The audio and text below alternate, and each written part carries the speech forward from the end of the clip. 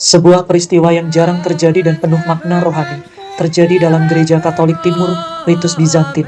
Dua suster dari biara Kristus Sang Mempelai, yang mengikuti tradisi ritus Rutenia, mengikrarkan kaul kekal mereka dalam Keuskupan Katolik Bizantin Parma, Amerika Serikat. Kaul kekal merupakan penyerahan diri total dan abadi kepada Allah. Dalam tradisi Bizantin, upacara kaya akan simbol liturgis yang menyentuh. Upacara dimulai dengan dinyanyikannya Troparion, sebuah nada singkat yang mengangkat tema perumpamaan anak yang hilang. Mengingatkan panggilan Allah yang terus-menerus bagi setiap orang untuk kembali dan bertobat. Suster mengenakan flasyanitsa, jubah putih yang melambangkan pakaian baptis mereka, dan sekaligus akan menjadi pakaian pemakaman mereka. Dengan tanda bersilang di dada, mereka berjalan menuju altar dan melakukan 3 kali prostrasi atau tiara penuh, sebagai simbol 3 kali pencelupan dalam baptisan, sekaligus tanda penyerahan diri secara total sebagai hamba Tuhan. Pada prostrasi terakhir, mereka bersujud di hadapan uskup, memohon rahmat agar diterima sebagai bagian dari para peniten, mereka yang menyesali dosa dan ingin hidup dalam pertobatan sejati.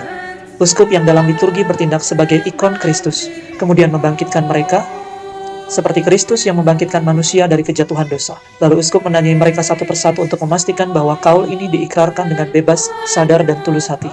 Dalam pesannya, uskup mengingatkan Tuhan tidak pernah melupakan kita. Kasih-Nya bahkan melampaui kasih seorang ibu terhadap anaknya sendiri. Tuhan akan menjadi pelindung, penghibur, dan kekuatan dalam perjuangan hidup rohani para biarawati ini.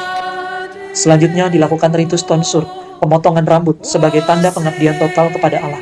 Sepasang gunting diletakkan di atas kitab Injil, lalu dilemparkan oleh uskup ke lorong gereja sebanyak 3 kali, setiap kali semakin jauh.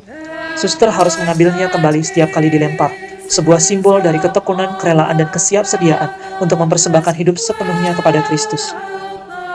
Kemudian dikenakan paramandias, kain wol hitam bersulam salib merah, dan simbol-simbol sengsara Kristus sebagai lambang partisipasi mereka dalam penderitaan dan pengorbanan Kristus.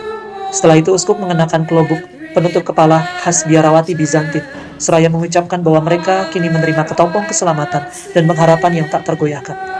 Klobuk ini bukan sekedar pakaian, melainkan lambang kerendahan hati, ketaatan, dan niat untuk meninggalkan kesia-siaan dunia. Kini para suster dipanggil ibu, bukan suster, sebagai tanda persatuan rohani yang mendalam dan berbuah dengan Kristus Sang Mempelai jiwa. Para suster yang datang tanpa alas kaki dan tanpa penutup kepala, seperti anak yang hilang dalam Injil Lukas yang kembali kepada Bapa. Kini mereka menerima jubah, cincin, dan sandal baru, lambang dari pemulihan martabat dan sukacita surgawi atas pertobatan seorang anak Allah.